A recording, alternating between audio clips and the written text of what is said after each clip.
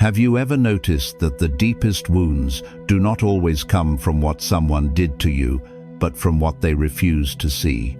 What if the hardest pain to heal is not the initial insult, but the hollow echo of being entirely dismissed? If you have ever felt the sharp, sudden heat of rage rising in your chest because someone looked at your pain and called it an overreaction, this is for you. There is a strange and heavy suffocation that happens when your reality is denied. You build up the courage to share a hurt, to explain why a careless word or a thoughtless action cut you so deeply.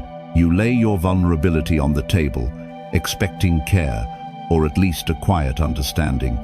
But instead, you are met with a blank stare, a roll of the eyes, a casual wave of the hand. You are told that it is not a big deal. You are told to let it go.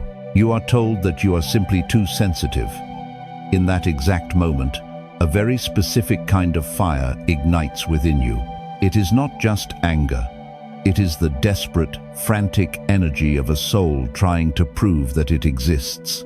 When your feelings are casually brushed aside, you feel erased, and the human heart will do anything to fight against its own erasure. Buddhist wisdom teaches us that much of our deepest suffering comes from attachment, but this is not just about holding on to physical things or specific outcomes. Often, our most painful attachment is the deep, burning craving to be validated by another person. We unconsciously believe that if they do not acknowledge our hurt must not be real. We place the keys to our inner peace in the hands of the very person who just locked the door and walked away. Imagine a candle burning brightly in a quiet room. If someone walks in and tries to blow it out, the flame might flicker, but the heat remains. But when someone dismisses your feelings, it is not like blowing out the candle. It is like they are placing a heavy, airtight glass jar over the flame. You are still burning inside. The heat is still there, but the oxygen is slowly being drained away. You are left choking on the smoke of your own unexpressed truth, desperately banging on the glass, trying to force them to see the fire that is consuming you. Think about your own life. Think about a time you tried to explain your boundaries or expressed that you felt ignored, only to be met with a cold wall of indifference. Your breath quickens, your mind races. You want to scream, you want to force them to understand. You want to shatter the glass so you can finally breathe. Ask yourself, in those moments of sudden, blinding rage, who are you really fighting? Are you fighting them? Or are you fighting the terrifying feeling that your emotions do not matter? Pause, breathe, feel the heat of that memory in your body, but do not let it consume you. Observe the heavy weight of being unseen. You do not have to fight it right now, you just have to acknowledge it. Your pain is real, even if no one else gives you permission to feel it. You do not need to force their eyes open to prove that you are standing there. But stepping away from that burning need for their validation is only the first step. Because beneath every reaction is a fear waiting to be understood. 2. The craving for their validation. Why do we try so hard to prove our pain to those who are determined to look away? Here is a difficult truth few people want to face. When someone dismisses your feelings, your deepest suffering does not just come from their coldness.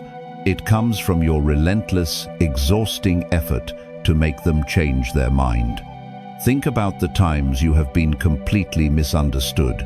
You explain yourself again and again. You lie awake at night crafting the perfect message in your mind. You recount the events, line by line, believing that if you just find the right words, if you just change your tone, they will finally wake up. They will finally say the words you are so desperate to hear. I see you. I understand. I am sorry. You wait for their validation as if it is oxygen. You give an outside source the absolute power to decide whether your internal reality is true or false. In Buddhist thought, this is a profound form of attachment.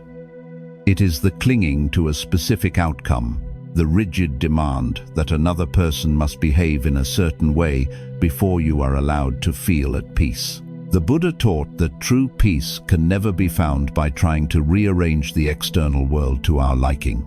Yet, we suffer because we tie our inner stillness to the unpredictable, often flawed reactions of someone else. We are silently bargaining with them, saying, "I cannot be okay until you agree that I was hurt." Imagine walking through a vast, sun-baked desert, parched and desperate for a drink. You come across an old stone well. You lower the bucket, but it comes up filled only with dry dust and sand. Instead of accepting the reality of the well and moving on to find a true source of water, you stay. You yell at the stones. You plead with the hollow darkness. You scrape your hands against the dry earth, demanding that it give you water. But a dry well cannot quench your thirst, no matter how loudly you demand it. It simply does not have what you are asking for. How often do we do this in our own lives? We bring our deepest vulnerabilities to someone who does not have the emotional capacity to hold them. We seek a safe harbor from someone who is entirely closed off. We argue in endless circles, exhausted and drained, trying to extract a single drop of understanding from a hardened heart. Ask yourself, are you exhausting your own spirit by trying to force an open conversation with a closed mind? What are you actually trying to win? Are you seeking connection, or are you just begging the dry well for water? Stop explaining. Stop defending your right to feel exactly what you feel. Let your experience belong entirely to you. The next time you feel that desperate, frantic urge to explain yourself one more time, pause, breathe, recognize that you are walking back to the dry well. You do not need to drink the dust. You do not need their permission to be hurt. You do not need their agreement to make your reality true. Releasing the craving for their validation is a beautiful, quiet victory. But stepping away from the well does not make the pain disappear immediately. When the realization truly sets in that they will never understand, the sadness often hardens. The mind looks for a way to defend itself against the sharp sting of rejection. And this is where a new, dangerous heat begins to build. 3. The consuming fire of rage. Here is the truth few people want to face. The rage that follows being dismissed feels like strength, but it is actually a deeply painful exhaustion. When your quiet hurt is ignored, it hardens. It transforms into blazing armor. You feel a sudden, violent surge of energy. If they will not listen to your calm truth, perhaps they will be forced to hear your thunder. You want to pierce their indifference. You want to make them feel the exact same stinging insignificance that they just handed to you. Think about how this takes over your daily life. You start drafting the perfect, cutting text message in your mind while driving. You replay the conversation in the shower, this time armed with sharper words, entirely winning the argument they walked away from. You imagine the exact look on their face when they finally realize how wrong they were. You spend hours fighting a ghost in your own mind. But what is actually happening? One of the deepest lessons of Buddhism is observing the true nature of anger. It is often taught that holding on to rage is like picking up a hot coal with the intention of throwing it at someone else. You are the one who gets burned first. Anger itself is not a flaw. It is a natural human signal that a boundary has been crossed. But when we feed it, when we let it consume us, simply because we were dismissed, we allow the person who ignored us to completely dictate our inner climate. Imagine standing in a quiet, peaceful forest. Someone carelessly tosses a lit match onto the dry leaves at your feet, turns around, and walks away. You have a choice. You can calmly step on the spark and put it out, or, out of sheer, blinding indignation that they dared to disrespect you, you can kneel in the dirt and fan the flames. You can yell at the smoke. You can gather more wood, trying to build a massive fire just to prove to their retreating back how dangerous their actions were. You burn down your own forest just to prove a point to someone who is not even looking. Think about that. When you let rage take over your days and nights, you are burning down your own peace. You are sacrificing your own mental clarity, your own quiet mind, to wage war against someone else's ignorance. The person who dismissed you is going about their life entirely unaffected, while you are left sitting alone in the ashes of your own joy. Ask yourself, is this fire actually keeping you safe? Is replaying their careless words in your mind changing what happened? Are you regaining your power, or are you just gripping the hot coal tighter and tighter, waiting for them to feel the burn? Pause. Breathe. Notice the heat rising in your chest. Observe the tension in your jaw and your shoulders. Let the feeling rise without making it your identity. You are allowed to feel anger. Your anger is a valid, entirely human response to being unseen. But you do not have to become the fire. You do not have to burn yourself alive just to prove you are standing there. You can feel the heat, acknowledge the spark, and choose not to add more wood. Because peace is not found in winning an unwinnable war. It is found in refusing to destroy yourself for someone who refuses to see you. But letting go of the fire is difficult. And when the flames finally exhaust us, we often fall into another hidden danger. We swing to the opposite extreme. We shut down completely, believing that if our voice was not heard, we should never speak again. And this is where the next trap begins. 4. The trap of the silent retreat. What if the silence you use to protect yourself is actually suffocating your soul? When the fierce fire of rage finally burns out, it often leaves behind a cold, heavy ash. You realize that fighting, explaining, and desperately demanding to be heard did not work. They still dismissed you. They still turned away. So you make a quiet, bitter decision. You decide that if they will not listen, you simply will not speak. You pull back. You shut down. You swallow your words and build a thick, impenetrable wall around your heart. Think about how this looks in your daily life. You resort to the silent treatment. You stop sharing your day, your thoughts, and your genuine feelings. You convince yourself that no one can be trusted with your vulnerability. You shrink yourself in your relationships, at your workplace, and within your own family. When someone asks if you are okay, you say, "I am fine," with a sharp coldness designed to push them away. You convince yourself that you are taking the high road, that you are simply preserving your energy. You believe you have finally stopped caring. But here is the truth. Apathy is not peace. It is just exhaustion wearing a mask.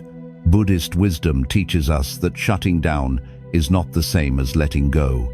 In Buddhism, the mind constantly swings like a pendulum between two extremes, craving and aversion. Craving is chasing after the validation you did not get. Aversion is violently pushing the experience away, numbing yourself to avoid feeling the sting. Both are deeply rooted forms of attachment. When you force yourself into a bitter, resentful silence, you have not released the pain. You have simply buried it alive. True non-attachment does not mean becoming cold or indifferent. Imagine a heavy iron door. To protect yourself from a harsh, freezing storm outside, you step into a small, windowless room and slam the door shut. You slide the heavy deadbolt into place. At first, it feels incredibly safe. The wind cannot touch you, the rain cannot reach you. But as time passes, the air in the room grows stale, the darkness becomes oppressive. You realize that you have not just locked the storm out, you have locked yourself in. The fortress you built to protect your fragile heart has quietly become your prison. How often do we do this to ourselves?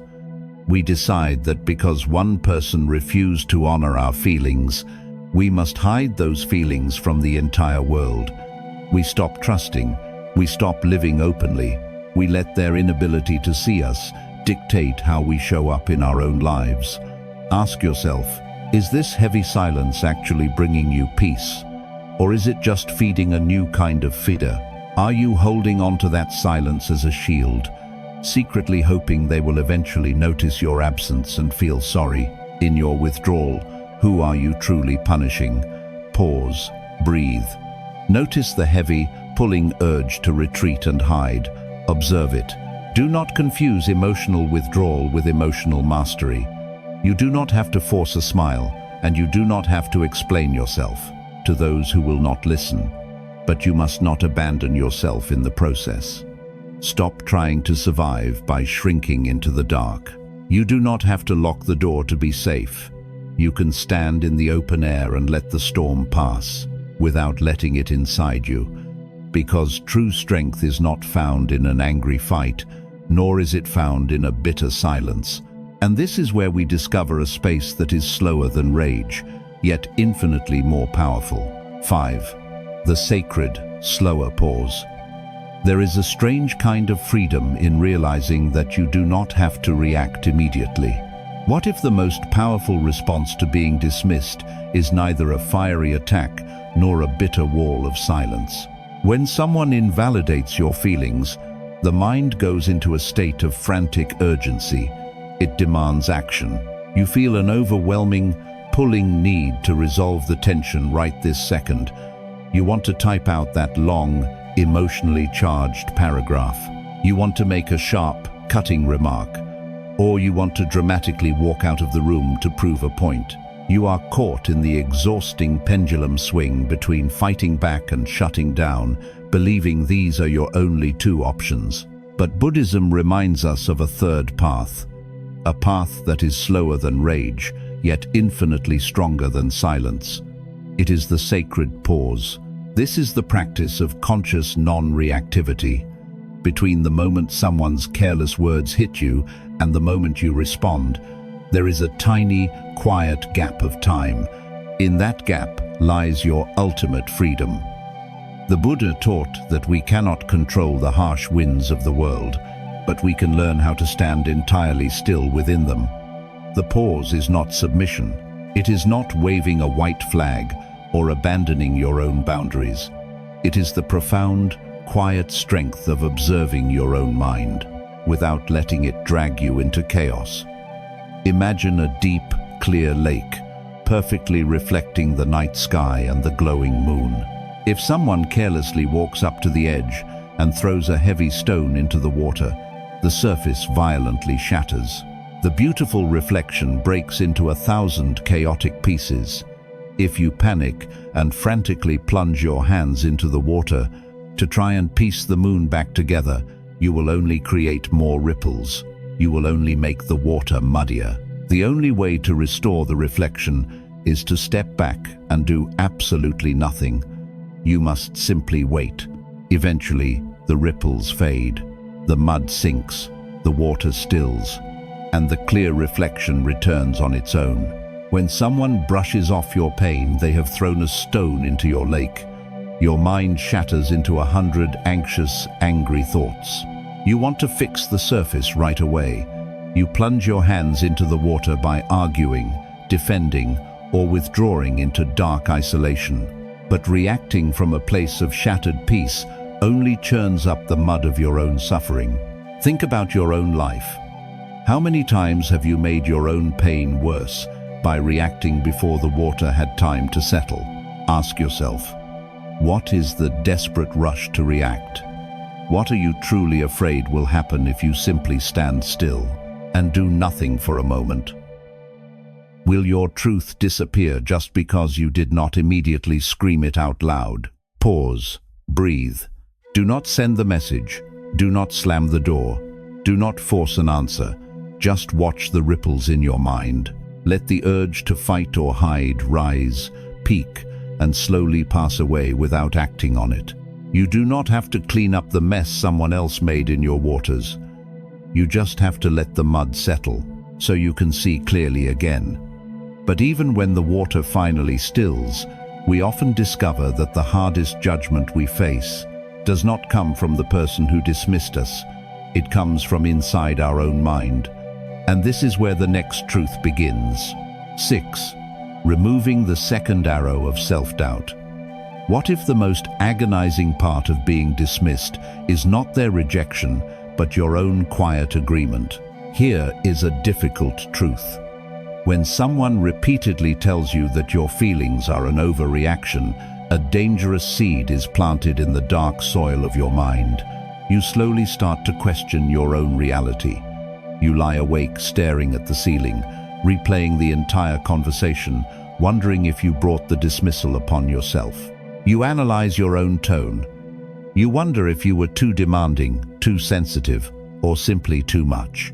You begin to shrink your own boundaries because you do not want to be a burden. The person who dismissed you walks away, but you carry their voice inside your head. You start to dismiss yourself. In Buddhist wisdom, there is a profound teaching known as the 2 arrows. When we experience a painful event in life, it is like being struck by a sudden arrow. That is the first arrow. It is the unavoidable, sudden sting of being ignored or pushed aside by someone you care about. We cannot completely control the first arrow, but the Buddha taught that in our suffering, we often pick up a second arrow and shoot it directly into our own chest. The second arrow is our reaction to the pain. It is the self-doubt, the harsh judgment, and the internal criticism we inflict upon ourselves for hurting in the first place. Imagine walking through a quiet, shadowed forest. Suddenly, you trip over a sharp, hidden root and scrape your knee on the hard earth. The wound stings deeply. It is bleeding. That is the first arrow. But instead of resting, cleaning the cut, and giving yourself a moment to recover, you become furious with yourself. You begin to hit your own wounded knee. You yell at yourself for being clumsy. You tell yourself that the root was not even that big, and a truly strong person would not have fallen. You dig your own fingers into the scrape, punishing yourself for bleeding. Think about that. How often do we do this to our own hearts? Someone cuts us deeply by refusing to acknowledge our pain. That is the root. We bleed. But then they look at us and say, "It is just a scratch. Stop crying." And instead of trusting our own pain, we take over their job. We start hitting our own wound. We tell ourselves we should be tougher. We feel ashamed for needing comfort. We shoot the second arrow of self-doubt into our own spirit, believing that if someone else does not value our feelings, those feelings must be wrong. Ask yourself, are you judging your own pain through the eyes of the person who caused it? How many second arrows are you shooting into your own heart right now? Pause. Breathe. Stop punishing yourself for bleeding. Notice the thoughts that tell you your feelings are invalid. Watch them drift across your mind like dark clouds in a vast sky, but do not invite them to stay. You do not have to apologize for feeling deeply. You do not have to prove to yourself that your wound is real. You can choose to drop the second arrow right now. Give yourself the quiet, gentle permission to feel exactly what you feel, without adding the heavy weight of shame. But once you stop doubting your own reality, you are still left standing in the truth of the moment. You still have to figure out how to respond to the person who refuses to listen. And this is where you must learn to speak from a place of unshakable power. 7. A voice stronger than silence. What if speaking your truth has absolutely nothing to do with whether the other person is willing to listen? Here is a profound contradiction. We often believe that power must be loud. When our feelings are dismissed, we think our only choices are to scream until we lose our breath or to close our mouths and disappear. But there is a space directly between the burning fire of rage and the suffocating ice of silence. It is a quiet, grounded voice that speaks not to convince, but simply to exist. Think about the times you have tried to stand up for yourself. You enter the conversation with a racing heart, fully prepared for battle. You have your arguments ready, but the moment they roll their eyes or offer a dismissive sigh, your confidence shatters. You either raise your voice in desperation, or you swallow your words and walk away defeated. You are still playing their game. You are speaking entirely for their reaction. Buddhist wisdom teaches us that true freedom in communication comes when we detach our words from the desired outcome. You speak your truth not to force an apology, not to win a debate, and not to control how they perceive you. You speak your truth simply because it is true. You honor your own reality without needing their signature to validate it. Imagine a massive, ancient bronze bell hanging in a quiet temple courtyard. When a monk strikes the bell, it resonates with a deep, powerful sound that travels for miles. The bell does not strain itself to ring louder if a passing traveler ignores it. It does not muffle its own sound if someone covers their ears. It simply rings. It fills the air with its heavy, undeniable presence, and then it lets the sound drift away. The bell is completely unbothered by who stops to listen and who keeps walking. How often do we forget to be the bell? We tie the worth of our words to how the other person reacts. We state our boundaries in a relationship or express our hurt to a friend, and then we wait in agonizing suspense to see if they approve. If they dismiss us again, we feel foolish for having spoken at all. Ask yourself, are you speaking to control them, or are you speaking to honor yourself? What would happen if you simply stated your reality, without waiting around for them to agree with it? Pause. Breathe. You do not need to whisper, and you do not need to shout. The next time your pain is dismissed, you can simply say, "This is how I feel, and I am not asking for a debate." You can let your words hang in the air. Speak your truth, and then step back. Let the sound ring out, clear and steady, without grasping at how it lands. You are allowed to take up space in the world, even if someone else refuses to look at you. But speaking your truth is only truly liberating if you can walk away when the conversation is over. And this is where the hardest lesson begins, because releasing the words is easy. Releasing the deep, lingering hope that they will finally understand is another journey entirely. 8. Releasing the need to be understood. What if you never get the apology you deserve? Here is a truth that can shatter your heart, but eventually set it free. We often gather the courage to speak our truth, but we quietly leave a thread attached. We wait. We secretly hope that tomorrow, next week, or in a year, the person who dismissed us will suddenly realize the depth of their mistake. We hold on to the delicate fantasy of a future moment, where they look at us with deep regret and say, "I finally understand how much I hurt you." Think about the energy this consumes. You keep a heavy, invisible tally of their wrongdoings. You watch their actions, searching for any small sign of remorse. You keep the argument alive in your mind, endlessly preparing for the day they finally admit they were wrong. You place your healing entirely on hold, waiting for an epiphany that belongs to someone else. In Buddhist thought, this is one of the most painful forms of attachment. It is the clinging to a fabricated future. We suffer deeply because we refuse to accept the reality of the present moment. We fight against what is, demanding that the universe rewrite the script so we can be the victor. But Buddhism reminds us that true peace requires radical acceptance. Letting go is not about excusing their ignorance, and it is not about pretending the hurt did not matter. It is about releasing the heavy, exhausting demand that they must understand you before you are allowed to be okay. Imagine standing in front of a heavy, locked wooden door. You have knocked until your knuckles are bruised and bleeding. You have slid letters under the small gap at the bottom. You have shouted your truth through the cold iron keyhole. You wait on the freezing stone step, shivering in the dark, believing that if you just stay there long enough, if you just suffer loud enough, they will eventually turn the lock and let you in. But letting go means realizing that you do not have to live your life on that cold doorstep. You can leave your truth on the ground. You can stop knocking.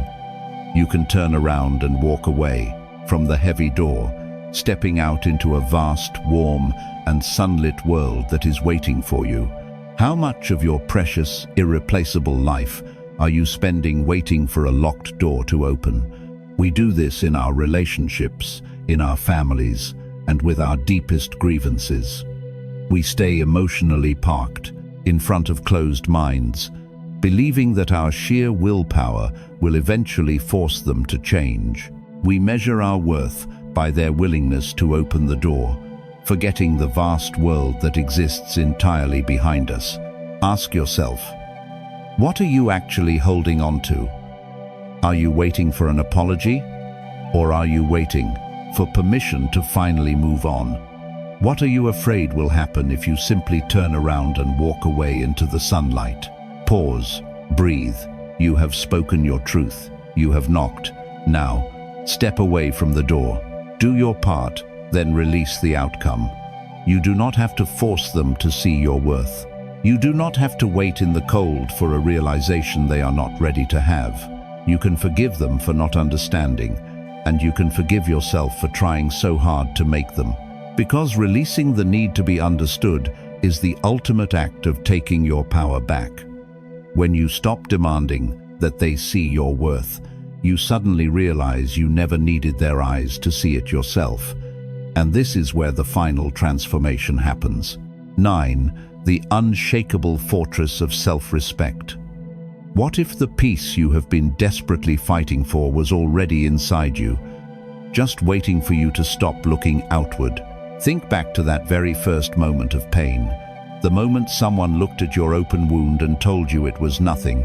Remember the sharp, sudden heat of rage rising in your chest, the suffocating feeling of being trapped under the heavy glass jar, banging against the walls, begging them to see the fire of your reality.